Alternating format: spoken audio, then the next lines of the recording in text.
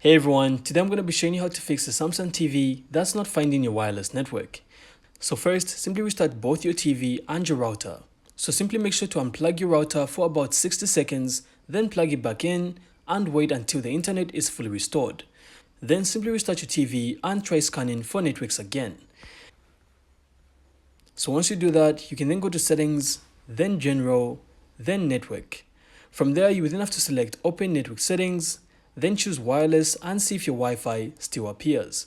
So if it doesn't, you can also move your TV closer to the router to rule out any weak signal issues.